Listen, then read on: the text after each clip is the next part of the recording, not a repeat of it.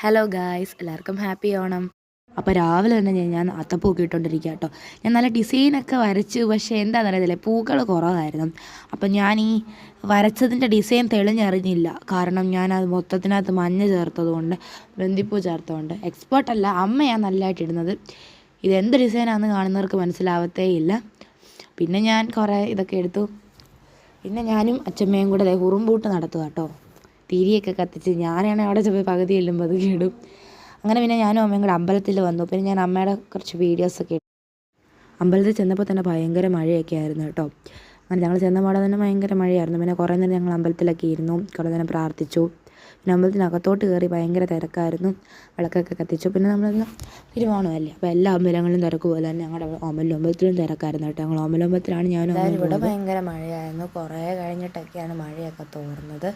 പിന്നെ ഞാനും അമ്മയും പ്രസാദമൊക്കെ വാങ്ങിച്ച് അങ്ങനെ മഴ ആയതുകൊണ്ട് ഇങ്ങനെ അമ്പലത്തിൽ തന്നെ നിൽക്കുമായിരുന്നു. പിന്നെ മഴ തോർന്നപ്പോൾ ഞങ്ങൾ കുളത്തിൻ്റെ അവിടോട്ട് പോയി കുറച്ച് നേരം വെള്ളത്തിലൊക്കെ കളിച്ചു. ഇതാണ് ഞങ്ങളുടെ അമ്പലത്തിലെ കുളം. എല്ലാവരും വന്ന് ഫോട്ടോസും വീഡിയോസും ഒക്കെ എടുക്കുകയാണ്.